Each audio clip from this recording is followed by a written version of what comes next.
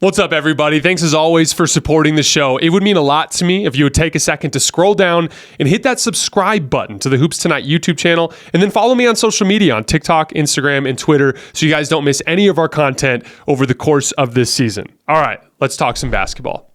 And number 9 for me is the Golden State Warriors. The reason is simple. You can't write them off because of Steph Curry. He's playing incredible as of late. The Steph Curry, Draymond Green, Andrew Wiggins, Jonathan Kuminga foursome in 246 minutes this year. It has a 120 offensive rating and a 104 defensive rating. They have been bad at rebounding, but that's been kind of an issue regardless of their lineups as of late.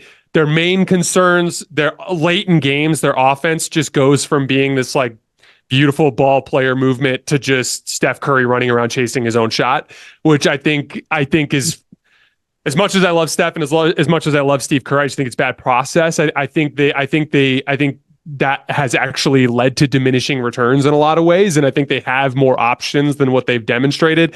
Also, I'm higher on their defensive issues that they've had as of late. Like their crunch time defense has been really bad and it's cost them in a lot of these games, but I think it's schematic, not personnel based. Like they're really overhelping a lot right now. It's a major thing that I'm noticing where like if a guy has a defender or if a guy has an offensive player on his hip and he's like tracking him and driving with him to the basket, and instead of just letting him force him into a tough contested layup at the rim or anything other than an easy kick out, they're just all converging on the basketball and giving up these wide open shots. So like, I think they can be a lot better than what they have been.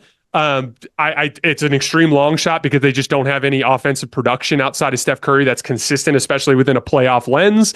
But like you can kind of see it's like Steph Curry's top 5 player in the world. They have a ton of athleticism now that they've been going to Kuminga and Wiggins in the front line. Like that's the long shot. Where are you at with the Warriors?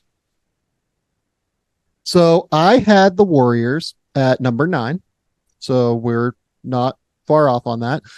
Over the last month, the team with the 4th best net rating in the NBA, 7.7, the Golden State Warriors. They've really found something with this Jonathan Kuminga, Draymond Green front court, I think, that has really, really been impactful for them.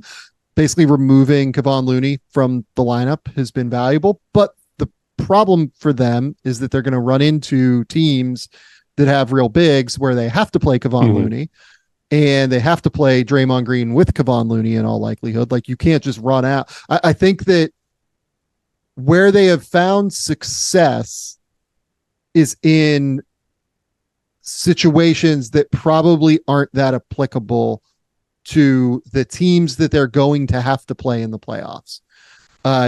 If they play the Nuggets as the 7 seed, they have to play Kevon Looney 30 minutes a night or else. Like, what are you going to put Draymond Green on Nikola Jokic? Like, I love Draymond Green, but I don't feel great about that matchup. I just don't. I'm sorry. It's really hard to play 5 out against the Nuggets because the Nuggets are better than you at playing 5 out. If they play the Timberwolves, you have to play Kevon Looney, I think. Like at the end of the day, I think that you're going to have to do that. So I worry about what the playoff schematics look like as much as anything. Like the Warriors have been great with this smaller lineup, but do you think, and this is a real question for you, do you think that this smaller lineup can find success in the playoffs consistently?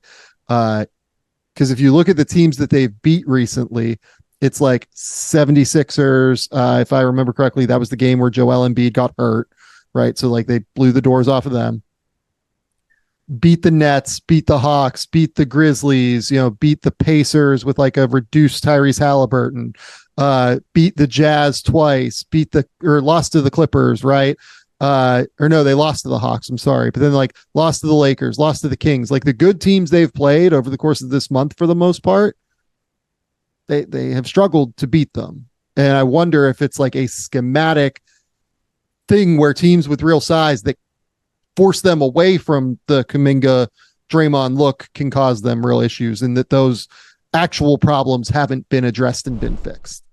You'll know real when you get it. It'll say eBay Authenticity Guarantee, and you'll feel it. Because when it comes to your feet, eBay has your back.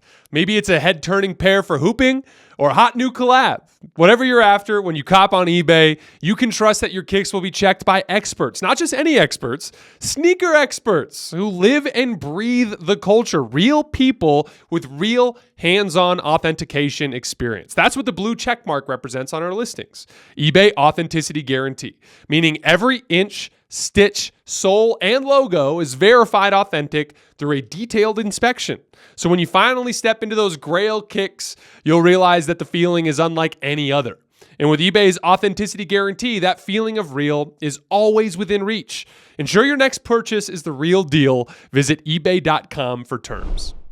I have a feeling that some of this is regular season, success as well, stemming from just lessons that we've learned over the years. To me, Jonathan Kuminga, I've been so impressed by Jonathan Kuminga as a long-term prospect, and he's won me over this year in a lot of ways. I really think defenders struggle to handle him one-on-one, which is a legitimate thing that you can build a career off of. You know what I mean? But his jump shot after being red hot during that hot streak has gone way, way, way down. And he does struggle. Now teams are starting to throw multiple bodies at him. And this is what I've been saying over that whole stretch. I was like, okay, Jonathan Kuminga is playing really, really well. But you get to the postseason, everything is about exposing your weaknesses. They're going to find a way to, the big one with Kuminga is if you throw late help after he puts the ball on the floor, he is turnover prone. Yeah. And so that's a big one. And then the other one too is just in off ball situations, you can just straight up play off of him. He's not a guy that you necessarily have to worry about out there. And so that puts you in a situation where you basically don't have a reliable secondary shot creator. I'm less worried about the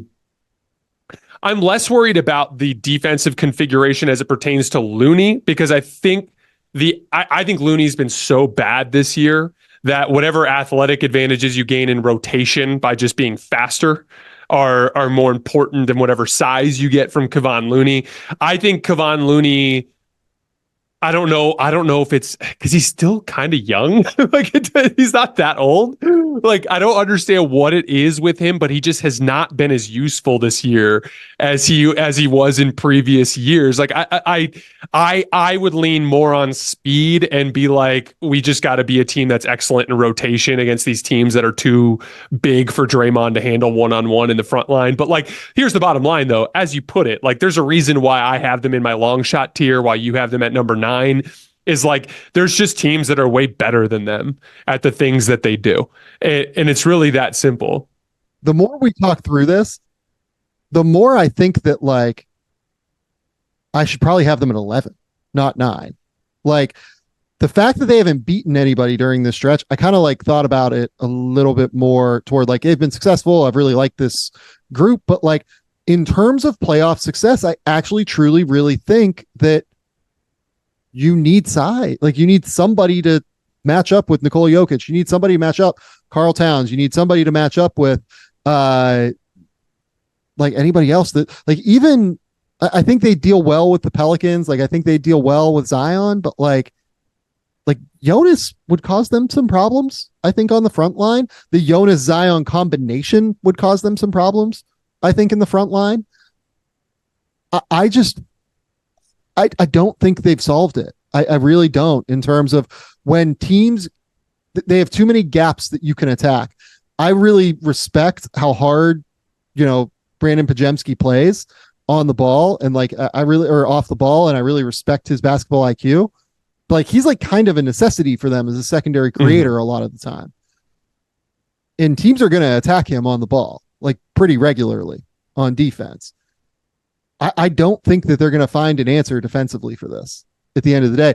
And if they do find an answer for it defensively, if Kevon can figure out whatever's going on there, and if Andrew Wiggins can come back to this world, which he has a little bit in recent weeks. Yeah.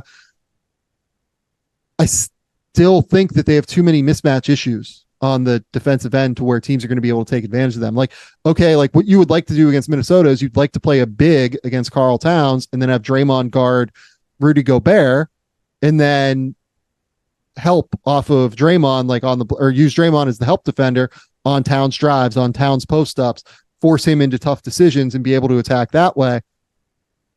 can't really do that with like Jonathan Kuminga. You can't put him on Karl Towns. Towns will bury him on the block, which means you then have to put Draymond on Towns. And I think Draymond would annoy the shit out of Karl Towns.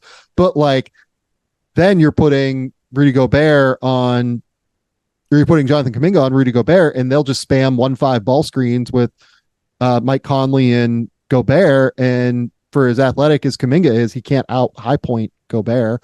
And then if you do that, you're then helping off of Towns, probably with the tag defender in Draymond, in order to try and shut that down. And then you're leaving Towns open. And then you're in scramble situations where you have Anthony Edwards setting up in a scramble situation, right? Where he can attack a scramble bent defense.